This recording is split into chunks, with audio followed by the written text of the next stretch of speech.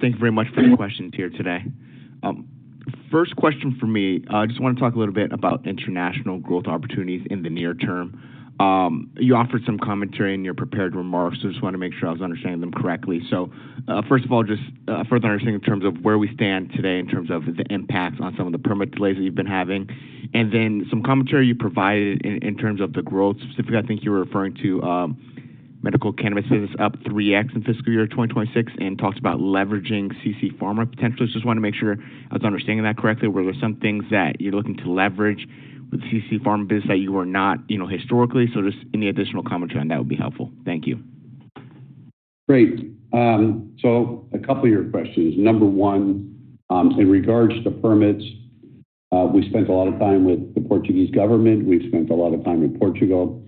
We're finally seeing permits coming through, and I feel good about that. Where, the next big issue that we run into is the quota in Germany, and just Germany opening up and increasing, more imports into the German market, which we think ultimately that will happen. But, it's not business going away. It just may shift from, second quarter into third quarter as the new quotas move into place in 2026. So with that, I feel we've made a lot of headway into the Portuguese permit situation, and we got more permits in the last 2 weeks than we probably got in the last, 2 months or so. In regards to a couple things, the demand in Europe is there. And with that, it's the availability and the growth. And with the team, and now we have moved some of the Canadian team into international. We look to grow in our facility today in Portugal is running about 50%. We have the opportunity to double that at 40 metric tons, and that's something we're working on.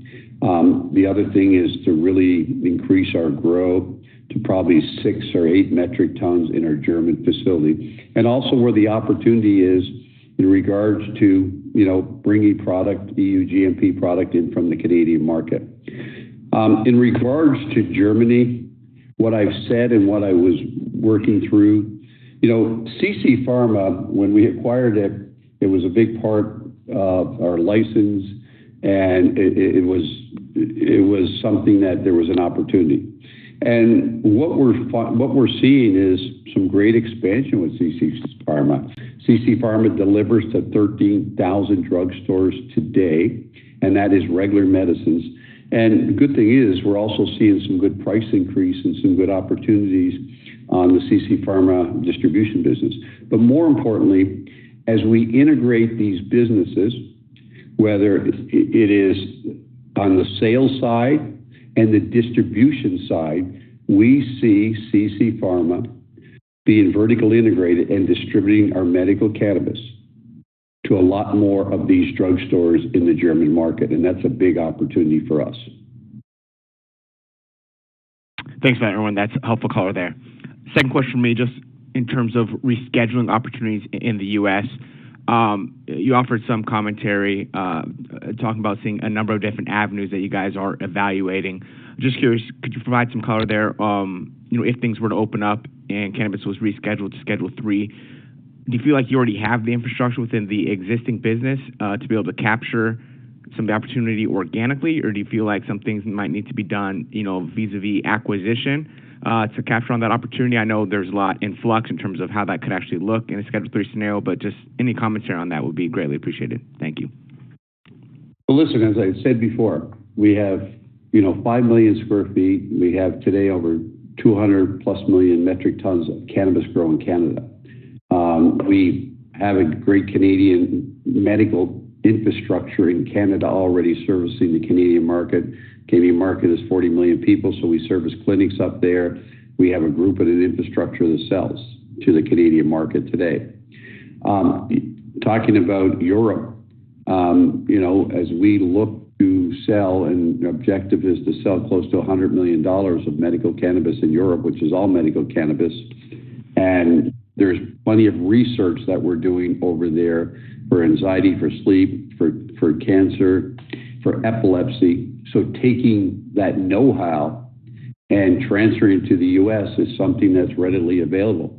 And last but not least, if there was an opportunity to partner with a pharma company, or there was something opportunity for us to buy, we'd be ready and willing to enable to do that as we have the balance sheet potentially, as we have the balance sheet to do that. So whether it's taking our current infrastructure, our current people, our current know-how, our current growth, our current research, our current genetics for medicine, or partnering with a pharma company, or buying something is something we're, open and ready to do.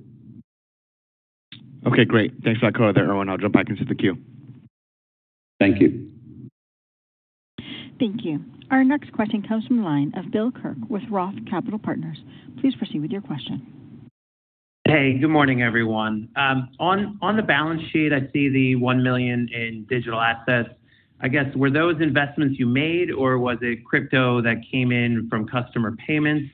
And then taking a step back on the topic, I guess, which coins, tokens, currencies do you prefer? And what are your cash allocation plans to the strategy, given your cash generation and your equity issuance history?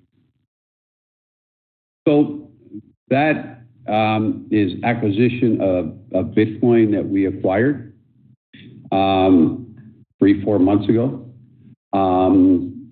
And with that, I'm going to let Lloyd Brathwaite just take you through some of our strategies that we're looking at from Bitcoin today as we see relevance with our current investors, our current users, are also, Bitcoin users, and we see opportunities, as I've said in previous,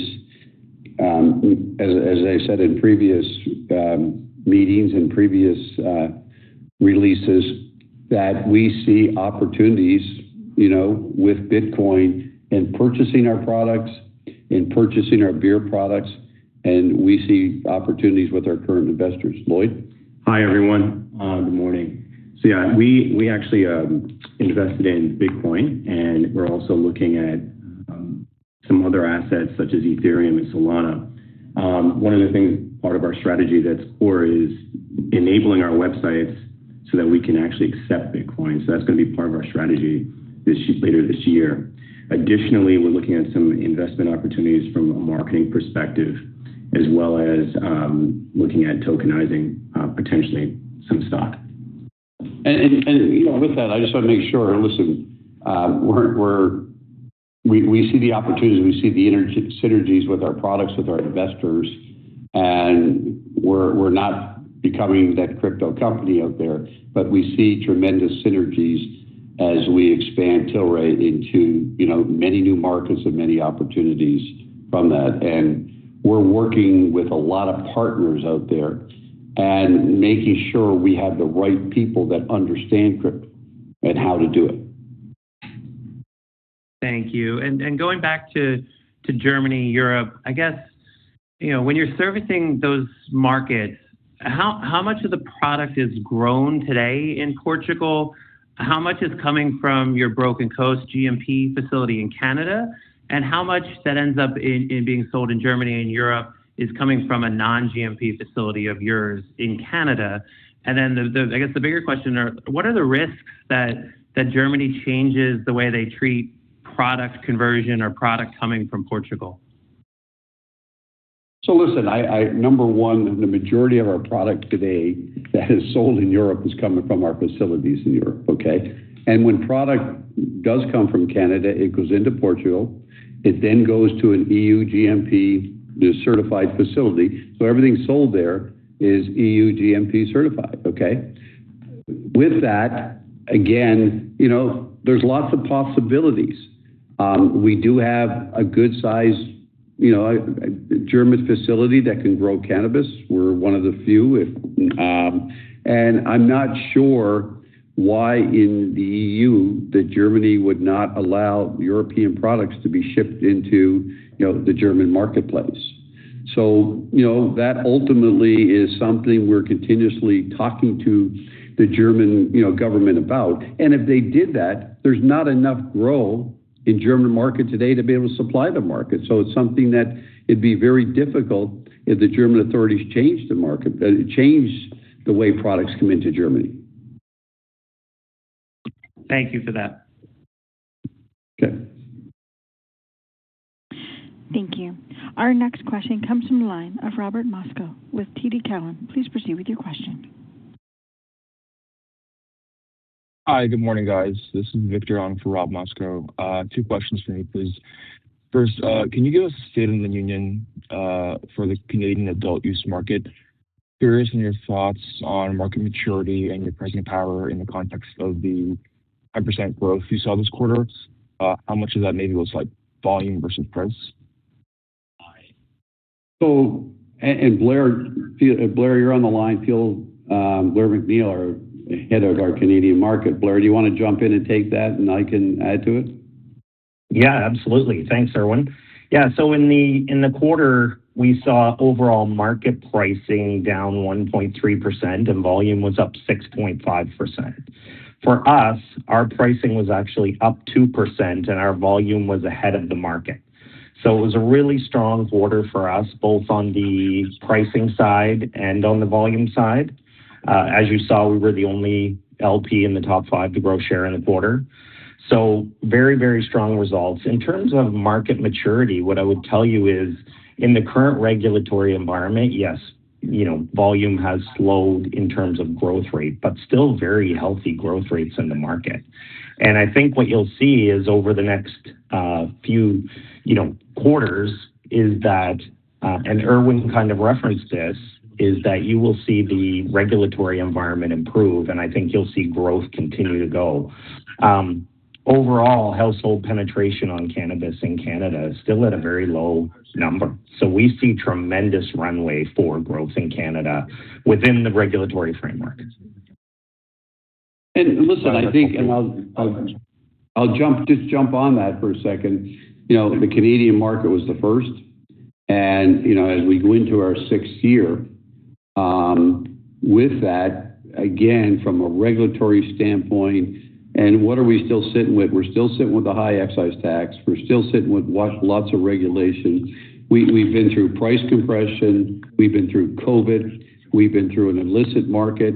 We've been through over 1,800 LPs that are out there. A lot of them gone away. A lot of grow facilities. And we've gone through educating the Canadian consumer on the benefits of cannabis and the legality of cannabis without, in actuality, being able to advertise. And we have built our good supply. Today, Blair, which is at retail, about a $250 million brand. Correct. And from that's what we've built over the last, 5-6 years. We have over 5 million square feet of grow. We have the largest grow facility in Canada with 237 metric tons and maybe even more. So, the Canadian market has been a great pivotal point for us. Now what we're hoping for is on excise tax, there's some concessions.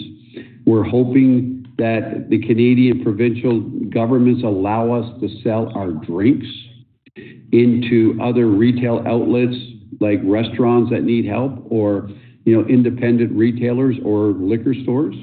We're looking for changes in regards to where medical cannabis sold, where it's sold directly in through drugstores. And that would change a lot, for our Canadian market. So we look now for some big opportunities coming to the Canadian market. And Blair and his team have really put us in a good space there to really move beyond and a good growth in regards to our products. Got it. Thanks for the color. And then my second question is, so beverage gross margin was about 50 bips lighter than kind of we expected. Can you remind us of your plan on improving profitability in that segment? And also, where are you on that path, that 420, path, and what still needs to be done? So, as you saw, we've taken $25 million of cost out, and there's more to go. We've gone through, and I think SKU rationalization, $20 million of SKU rationalization, and there's more to go. We've closed 3 facilities so far. So you come back, in acquisitions, we have acquired close to 12, and we closed 12 brands. We, we had 10 facilities. We've had 18 brew pubs. And also we have over 900 plus distributors out there. So bringing this all together under, one management, one infrastructure, and, we're seeing progress, but there's a lot of wood to chop there yet to get those margins to where we need to do. And whether it's the procurement of cans, the procurement of hops. And one of the biggest things, which you heard me mention, in my remarks, a lot of these brands, as we were buying them and decisions were made by the previous owners, we were delisted in a lot of retailers out there. So with that, you saw major declines in these businesses, and we missed the windows of getting these products in the stores. Now these windows have opened up, and getting these products now relisted in these retailers is something that we've been doing, and that's why, whether it's Shock Top, whether it's Red Hook, whether it's some of our other brands, you're seeing the growth there. And that's what's going to happen, to get our gross margins up here. And listen, let's all face it, the beer category is not one of the easiest categories out there right now. And, we're fighting through it, both on growth side, innovation side. And I've said it from the beginning, how do I make beer fun again? And that's something we're trying to do. Along the way, make money with it too. Got it. Thanks, guys.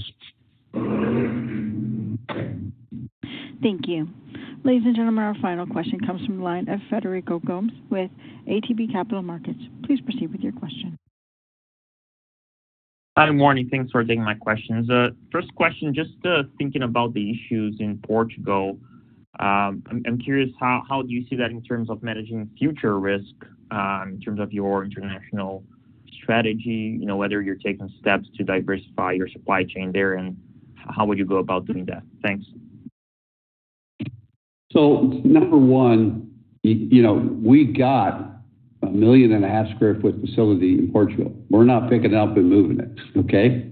I mean, over a couple $100 million was built, and it's a state-of-the-art facility. So I'm in Portugal. I got to stay there. So I got to figure out how to work within those confinements. And I must tell you, I've had some great meetings with 2 ministers in Portugal at the highest levels, and they are very open. In Portugal, there's a new government in Portugal, and they want business. They don't want us leaving. They want to build upon our business there, and they've been very, very supportive of working with us. And since my meetings with our people, we've seen lots of changes and been getting our permits. So I feel good. On the other hand, listen, we do have a facility in Germany, nowhere near what we have in Portugal. We do have the ability to ship from Canada, and where we would ship it directly into the UK and directly into other markets to ensure it's EU GMP. So we have options, but first and foremost, we are far from giving up on the Portuguese market. Thanks for that. And other question here, just on Germany. Could you talk about the proposed change there in legislation in terms of prescriptions and how the market works? How do you think that could impact that market, and whether you think that draft that's going there may be approved or not as is, or you expect changes to that draft? And in terms of timing as well, when do you think the market there could change in terms of the legislation? Thank you. Listen, we're supportive of change, but again, I don't want to go out there and speculate until I know what the change is, okay? And I think so far, the good news is what we're seeing is the continuous demand, and online prescription has not been one of the biggest, drivers here. So if there is change, I think patients will find other ways to go out there and purchase cannabis. And, it's interesting because Germany has a strong independent drug chains out there. There's no, CVS's, there's no Walgreens. Individuals are allowed to own like 6 drugstores. They're all independent. So like I said, there is multiple stores out there. It's not online. So I see, even if it did change that you can't buy it online, There's still the retail outlets to go to out there. And I would like to see some of the change. There's lots of changes that we continuously talked about that didn't happen. And we, with our lobby groups, are out there working with the German government on what's the right thing for the patients, because this here is important too. The difference in medical cannabis is like medicine.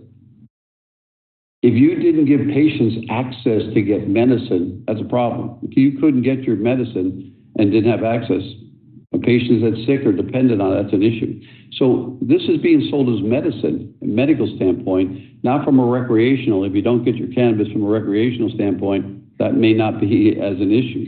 But you're not getting your medicine, and the government has to take that, into view when they're deciding what they're going to do here.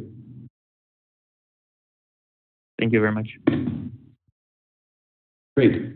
Let me just say this here. I know a lot have joined now. Unfortunately, not us. There was a technical problem with our provider, and those that were online did not hear my comments. Sorry about that, guys. You missed some great comments and Carl's comments. Okay.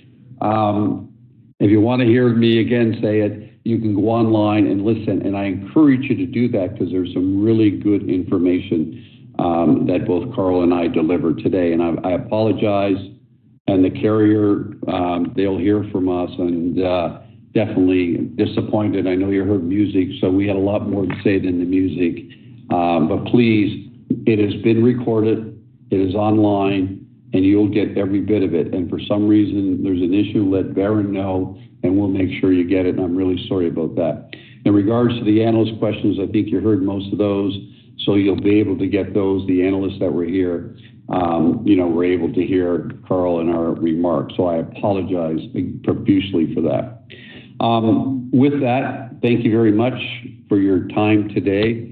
I hope some of it wasn't wasted by not hearing our comments, but now you'll have to go online and listen to it.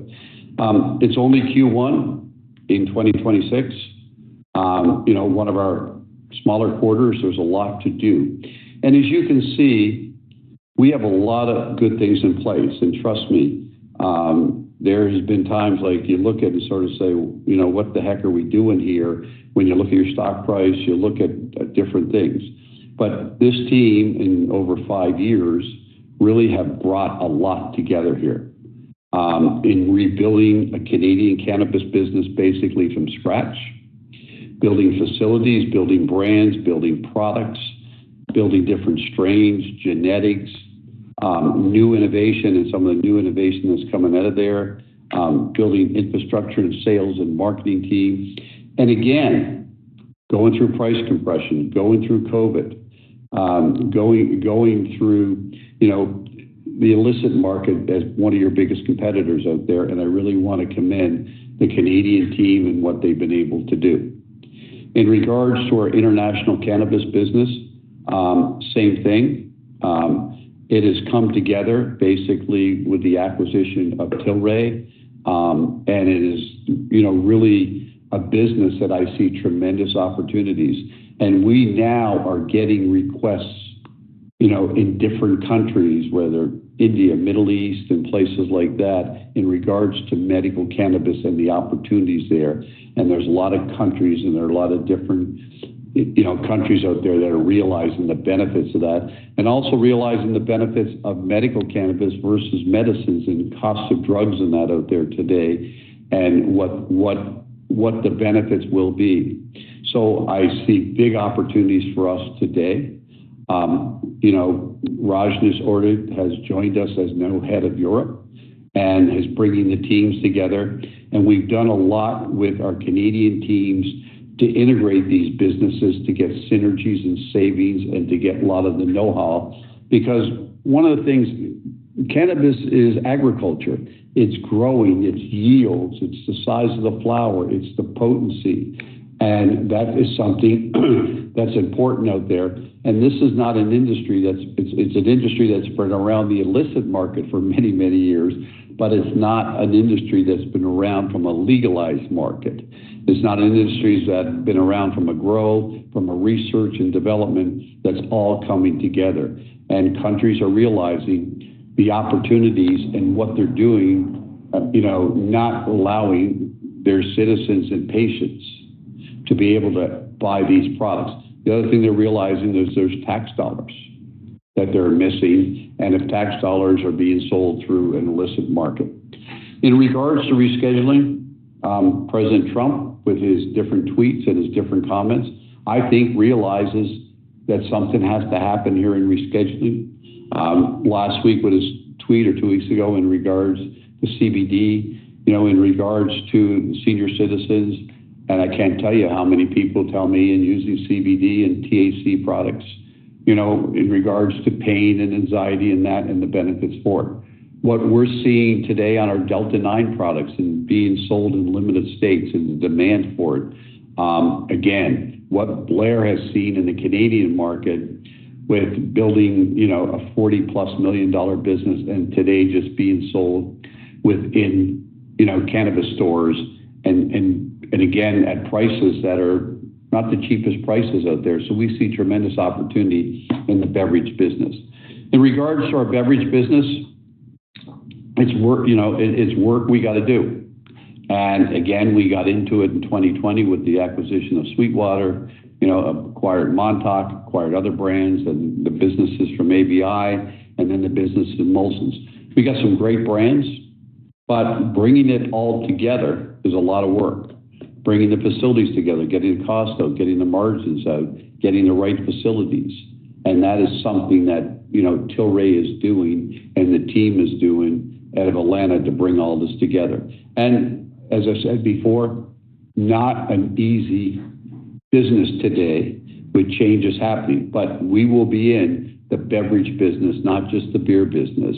And with that, there's a lot of interesting products we're working on. In regards to our spirits business, the team is working with our distributor, RNDC, and we've really put a plan in place with RNDC to be in our major markets.